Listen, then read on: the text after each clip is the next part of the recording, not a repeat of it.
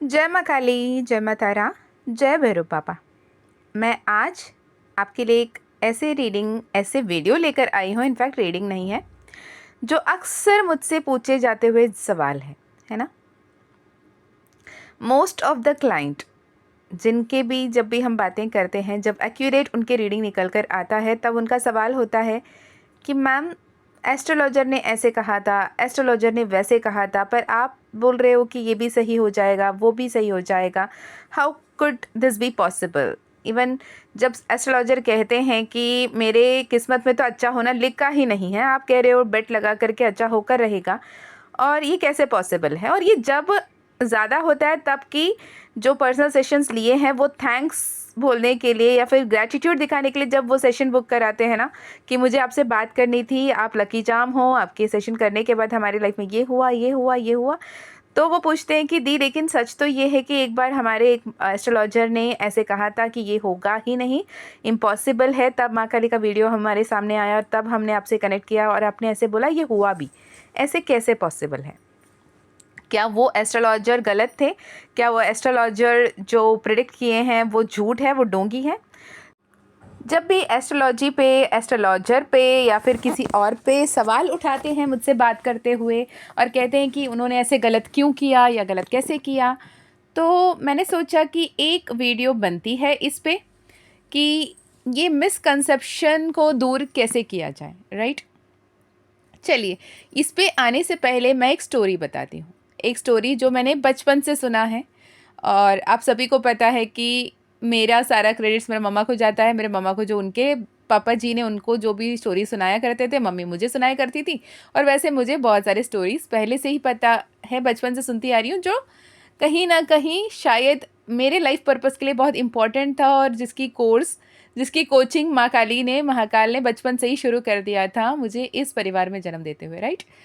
तो ऐसे एक स्टोरी मैंने बचपन में सुना है और अक्सर मैं उसे बहुत याद करती हूँ। तो एक स्टोरी ऐसा था कि एक महाराजा होता है, ओके। और वो महाराजा की महारानी जो होती हैं वो गर्भवती होती हैं, और महाराजा बहुत ज़्यादा क्यूरियस होते हैं कि उनका जो भी संतान होगा, राइट, उसका सही कुंडली बनाएं, उनकी प्रिडिक्शन सही से की जाए। तो जितने भी राज पुरोहित हैं, राज एस्ट्रोलॉजर हैं वहाँ पे, तो उनको राज ज्योतिष जो हैं उनको बुला लिया जाए, उन सबको बिठाया जाए। जैसे ही उनका पुत्र या पुत्री का जन्म होगा, उसकी जन्म कुंडली बनवा दिया जाए और पता लगाया जाए कि कितना ब्लेसिंग्स उसको मिलने वाला है। तो he was so very believer in astrology. तो उन्होंने क्या किया, उस महाराजा ने देश भर के जितने भी ज्योतिष लोग हैं उन सबको बुलाया, और every one were given a seat, proper seated, बिठा के रखा उनको। और उनको जितने भी पेन, जो भी उस वक्त में लिखने की आइटम्स थी, नोटपैड, सपोज समझो नोटपैड, पेन वगैरह सब कुछ दे दिया। बोला कि जैसे ही मेरा बेटा या बेटी, मेरे जो भी संतान होंगे, उनकी राशि, उनकी नक्षत्र, उनका जो फ्यूचर है वो क्या होगा, इसके बारे में बताएं। ठीक है जी। और जो भी दाईमा थी अंदर महारानी की सेवा में, जो भी लोग थे, उनके हाथ में एक नींबू दिया रखा था। जैसे ही बच्चा होगा, राइट, जैसे ही बच्चा होगा, उस बच्चे का जन्म होते हुए ही वहाँ की जो दासी हैं, दाईमा हैं, उनके हाथों में जो भी नींबू है, उस नींबू को खिड़की के द्वार से बाहर फेंक दिया जाए। और वो जो नींबू के टाइमिंग होगा ना, फ्रैक्शन ऑफ सेकेंड्स लगते हैं हवा में उड़ते हुए, है ना। तो वो समय जब भी जिस पर्टिकुलर समय होगा, उस समय को आप कैलकुलेट करेंगे। हर एक पुरोहित, हर एक एस्ट्रोलॉजर, ज्योतिषी वहाँ पे बैठे हुए थे एक नींबू का इंतज़ार में। जैसे ही वो बच्चा होगा, उस बच्चे के वो जन्म कुंडली बनवाया जाएगा as per the time of birth, right. तो होता कुछ यूँ है कि जब वो दाइमा थी वहाँ पे, जैसे ही बच्चा जन्मा, राइट, तो उन्होंने क्या किया, उस नींबू को फेंका। ठीक है। जैसे ही उस फेंके हुए नींबू आके धरती को स्टक किया, धरती को जैसे ही वो छुआ, उस समय को पकड़कर हर किसी ने एक कुंडली बनाई, और कुंडली के हिसाब से बहुत सारे प्रिडिक्शन दिए। वो बोले ये बहुत वैभवशाली होगा, बहुत भाग्यशाली होगा, ये ऐसा होगा, वो वैसा होगा, ये राजों का भी महाराजा होगा, ये जगत में बहुत जाना जाएगा, बहुत ज़्यादा नाम करेगा, ऐशो आराम मिलेगा। जो कुछ भी एक्सट्रीमली पॉजिटिव बोल सकते थे वो सब कुछ बोल रहे थे हर कोई, except of a single person, right. वो एक एस्ट्रोलॉजर ऐसा था, एक ऐसा ज्योतिष था, उन्होंने बोला नहीं नहीं महाराज, आपका जो संतान है उसका मात्र 9 साल का उम्र है, 9 साल के आगे वो एक दिन भी नहीं जिएगा और इसका मौत भी होगा एक सर्प के वजह से, ठीक है। अब सब चिढ़ गए इस पे, ऐसे कैसे हो सकता है। तो उसने वहाँ पे उसको ये भी दिया कि देखो मैंने भी एक्यूरेट ही कैलकुलेट किया है और मेरा कैलकुलेशन एक्यूरेट है, ये होकर रहेगा। चैलेंज हो गया।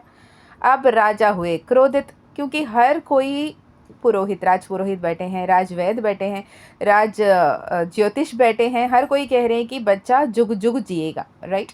और एकमात्र एक ऐसा एस्ट्रोलॉजर बैठा है, बोल रहा है बच्चा 9 साल तक ही जिएगा, उसके आगे वो एक दिन में नहीं जी पाएगा, उसका मौत निश्चित है। तो अब करे तो क्या करें, राइट।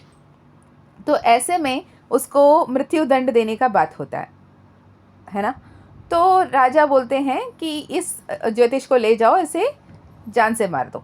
तो वो जो एस्ट्रोलॉजर हैं, दूसरे एस्ट्रोलॉजर, वो कहते हैं राजा 9 साल का ही बात है, राइट। 9 साल में आपको पता चल जाएगा कि मेरी गणित सही है, ये बाकी लोगों की गणित सही है। तो मैं ये मृत्यु दंड स्वीकारने के लिए तैयार हूँ, लेकिन मुझे ये मृत्यु दंड 9 साल बाद दिया जाए, कि आज से 9 साल इंतज़ार कर लें, तब तक चाहो तो आप मुझे कालकोठरी में बंद कर दें, और 9 साल बाद अगर आपका बेटा जीवित रहा तो उसके बाद मुझे मार देना, ठीक है। तो राजा को लगा फेयर इनफ, ठीक है। तो उसने बोला ओके, इसे बंद कर दो जेल में। उसे बंद कर दिया गया। अब राजा कहीं ना कहीं एक डर तो रहता है ना, मेरा बच्चा मेरा बच्चा, तो उसे ना बहुत लाड़ प्यार से, जैसे गौतम बुद्धा को रखते हैं, है ना, उसे बहुत ही ऐशो आराम में, बहुत ही सुख सुविधा के साथ महलों में रखा गया था, गौतम बुद्धा को भी, है ना, सिद्धार्थ को। और जब उसे वहाँ पे रखा गया, लेकिन जैसे उसे पर्टिकुलर उम्र में बताया गया था इस उम्र के बाद वो वैराग्य ले लेगा, उन्होंने लिया, है ना।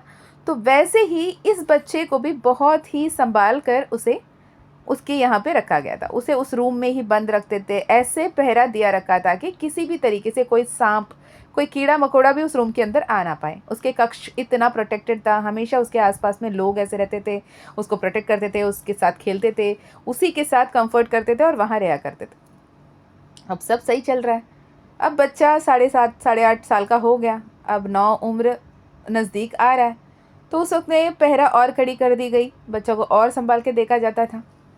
एक दिन ऐसा हुआ, जो बच्चे के हाथ में खिलौना था, उस खिलौना में सर्प रूप का, सर्प के आकार में, यानी सांप के आकार में एक गुड़िया था। मतलब सपोज समझो गुड़िया, बहुत सारी गुड़िया, उसमें सर्प रूप में भी एक जैसे चित्रित किया हुआ है ना, वैसे मुझे ऐसे ही बताया गया, जैसे मैं विजुलाइज कर पा रही हूँ वैसे मैं आपको बता रही हूँ। तो ऐसे कुछ था, और बच्चे खेलते खेलते ना ऊपर से वो गुड़िया बच्चे के ऊपर गिरा, एग्जैक्टली कंठ में, और वो सर्प का जो ये रहता है ना, वो वहाँ पे डसने की वजह से उस बच्चे के मौत हो जाती है, राइट। तो जो इतने लोगों ने जो गणित की वो गलत था क्या? नहीं, लेकिन उन्होंने जो गलत समय को देखा, उन्होंने क्या देखा, जो आके वो धरती पे गिरा उस समय को उन्होंने कैलकुलेट किया, उस क्षण के हिसाब से उन्होंने अपनी कुंडली बनाई। लेकिन इस बंदे से जब पूछा गया जिसने विपरीत तरीके से कुंडली देखी, तो उन्होंने बोला आप सब ने वो नींबू जब आके धरती से टकराया उस समय को नोट किया, लेकिन मैंने ये देखा कि जब वो दाइमा ने फेंका वो एक बार उस खिड़की में टकराया, उस क्षण को मैंने पकड़ा, राइट। जैसे वो कोलाइड किया खिड़की के दरवाजे पे, तो वो टाइम के हिसाब से मैंने कैलकुलेट किया, और यहाँ पे जो आके नीचे गिरे इस हिसाब से आप लोगों ने किया। तो आपने जिस समय के हिसाब से किया, अगर वो समय सही होता तो आपकी एक्यूरेसी सही होती, लेकिन ये समय के हिसाब से यही ज़्यादा सही है।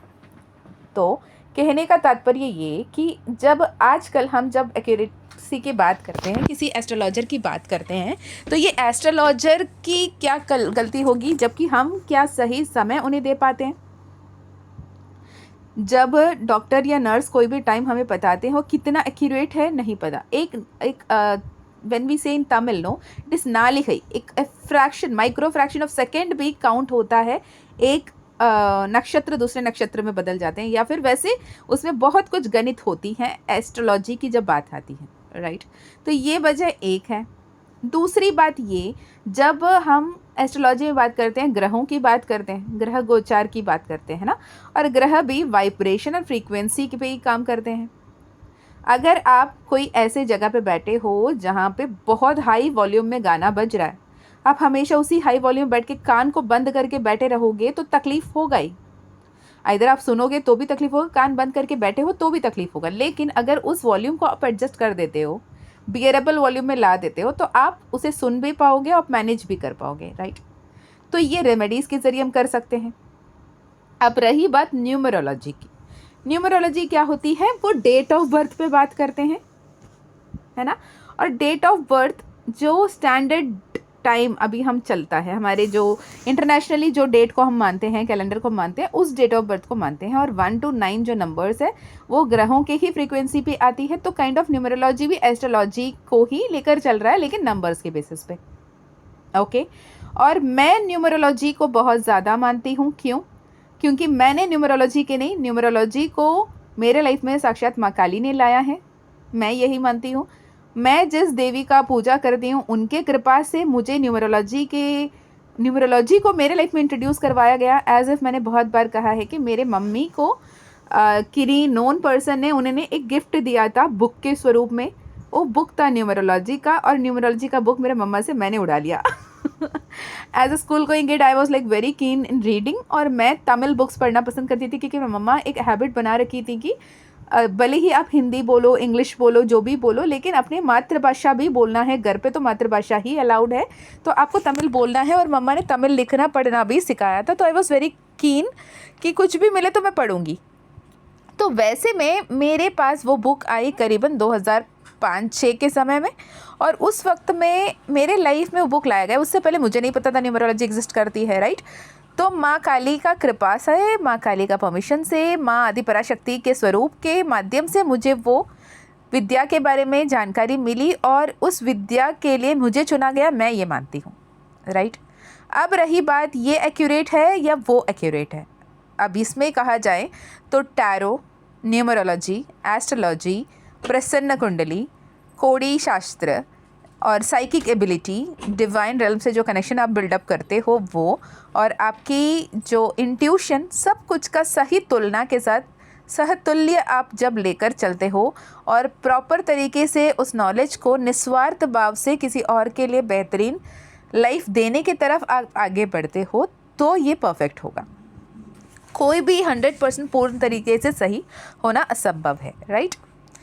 दूसरी बात रही ये कि एस्ट्रोलॉजी में जो लोग एस्ट्रोलॉजर्स आजकल रहते हैं, ये गलत ये कर रहे हैं। मैं लिटरली मुंह पे बोल रही हूँ, अगर आपको किसी को बुरा लगे तो लगे, अगर आप ये करोगे तो आपको बुरा लगेगा, वरना आप भी मेरे बात से सहमत हो जाओगे कि अगर आपके पास कोई क्लाइंट आया, राइट, भले ही उसके ग्रह गलत चल रहा है, भले ही उसके ग्रह गोचार बहुत विपरीत दिशा में चल रही है, लेकिन आपको बिल्कुल पता है कि उसका भी रेमेडी है। देखो, किसी के भी पास ये ज्ञान या फिर ये नहीं है हमारे पास में कि आप डेथ को टाल सको। डेथ को प्रेडिक्ट करना पॉसिबल है, राइट। आप किसी की भी डेथ को या किसी के लाइफ में किसी का डेथ को आप प्रेडिक्ट कर सकते हो, लेकिन ये भी मॉरल है, एथिक्स है कि आप उसे डिस्क्लोज नहीं करोगे, है ना। लेकिन आप उन्हें गाइड कर सकते हो, आप उन्हें ऐसे रेमेडीज़ दे सकते हो कि वो बेटर बन पाएँ और आगे बढ़ पाएँ, है ना। इसको छोड़ के आप उन्हें डरा देना, जैसे कोई कुंडली मैच करने के लिए लेकर आया, बोल दिया कि इसका मार्स गलत है, मंगल गलत है, इसे शादी मत करो, इसके मूल नक्षत्र है, मत शादी करो। यार फिर बताओ कि क्या कोई वेस्टर्न वर्ल्ड में जो भी लोग हैं उनके मूल नक्षत्र नहीं है क्या? क्या उनके राशि नक्षत्र के हिसाब से उनके ग्रह गोचार में मार्स मंगल उग्र गति में नहीं बैठते हैं क्या? है ना। लेकिन उनको सही गाइडेंस भी तो दे दिया करो कि क्या करने पे उनके लाइफ में सब कुछ बेहतर हो सकता है, ओके। जब हम न्यूमरोलॉजी में आते हैं तो वहाँ पे हमारे लिए रेमेडीज़ बहुत सरल तरीके से आते हैं, और आप कैसे अपने लाइफ में जो भी प्रॉब्लम है उसे हम ठीक कर सकते हैं, ये भी आपके लिए आता है। और जब आप ये रेमेडी सामने वाले को देते हो ना, उन्हें चमक जाते हैं, सच में क्या मेरे लाइफ सब कुछ सही हो सकता है क्या? बिल्कुल हो सकता है। अगर नहीं हो सकता होता तो जिस एस्ट्रोलॉजर का, जिस भी लोगों का प्रेडिक्शन आपने सुना था, अब वहीं रह जाते होते, आपको माँ काली ने मेरे तक लाया ही नहीं होता, इज़न्ट इट? तो इसीलिए मैं कहती हूँ जब भी पर्सनल सेशन में हम बात करते हैं तो आपका नेम नंबर, आपका न्यूमरोलॉजिकली आपके date of birth, even at times हम आपके एस्ट्रो भी देख लेते हैं ज़रूरत पड़े तो, वरना मैं मोस्टली एस्ट्रो पे नहीं मानती, क्योंकि एस्ट्रोलॉजी एक्यूरेट होने के लिए आपका टाइम ऑफ बर्थ एक्यूरेट होना बहुत ज़रूरी है। अगर आप 100% ये बोल सकते हैं मेरा टाइम ऑफ बर्थ एक्यूरेट है तो हम एस्ट्रोलॉजी को देखें तो कोई फ़ायदा है, वरना मुझे जो माँ काली ने सिखाया, जब आपके टाइम ऑफ बर्थ आपका सोर्स ही सही नहीं है तो आप कैसे उसके प्रेडिक्शन आप 100% सही दे सकते हो, पर डेट ऑफ बर्थ तो गलत नहीं होगी, राइट। हाँ, अगर इसमें एक और एक्सेप्शन आता है जब लोग कहते हैं कि हमें तो अपना डेट ऑफ बर्थ पता ही नहीं है, हमें अपना डेट ऑफ बर्थ क्या है हमें पता ही नहीं है। अब मेरा date of birth, actual date of birth कुछ और है और स्कूल में कुछ और है, सर्टिफिकेट्स में कुछ और है, तो क्या मानो? अगर आपका डेट ऑफ बर्थ कुछ और है और आपके स्कूल सर्टिफिकेट या फिर आधार पैन में कुछ और है, डॉक्यूमेंट्स में कुछ और है, तो हम दोनों ही डेट ऑफ बर्थ मानते हैं, राइट। अगर आपका डेट ऑफ बर्थ सच वाला पता ही नहीं है, सही डेट ऑफ बर्थ आपको नहीं पता बिल्कुल, लेकिन आज जो भी एटलीस्ट जो भी इंडिया में है, राइट, आधार कार्ड के कृपा से हर किसी का कोई एक ना एक डेट ऑफ बर्थ है, वो भले ही आपका एक्चुअल डेट ऑफ बर्थ हो या एज्यूम्ड डेट ऑफ बर्थ हो, लेकिन उसे हम कार्मिक नंबर मानकर, कार्मिक डेट ऑफ बर्थ मानकर आपकी कुंडली हम देख सकते हैं। ठीक है जी, तो होप ये वीडियो थोड़ी सी क्लैरिटी ऐड करी हूँ जिन लोगों की भी ये क्वेश्चंस रहे कि टैरो सही है, न्यूमरोलॉजी सही है, एस्ट्रोलॉजी सही है। Tarot is the divination tool, जिससे आप यूनिवर्स से कनेक्ट कर सकते हो, डिवाइन एनर्जी से कनेक्ट कर सकते हो, आपके एंसेस्टर्स से कनेक्ट कर सकते हो, आपके लाइफ में जो गए हैं उनसे कनेक्ट कर सकते हो, उनसे मैसेजेस चैनल कर सकते हो, रेमेडीज़ चैनल कर सकते हो। Numerology as per date of birth, as per your karmic number आपको क्लियर गाइडेंस देता है, this is the problem, this is the solution. Astrology 100% accurate होगा अगर आपका date of birth and time of birth यानी घंटे, मिनट और second भी एक्यूरेट रहा तो आपका एस्ट्रोलॉजिकली प्रेडिक्शन सही होगा। Okay, I think it makes sense. अगर और कोई क्वेश्चन है कमेंट में लिख सकते हैं। मैं मिलती हूँ नेक्स्ट वीडियो में। अगर आपको personal session, personal healing, personal reading लेना है, डिस्क्रिप्शन चेक कर सकते हैं। जय माँ काली, जय माँ तारा, जय भैरव बाबा, हर हर महादेव।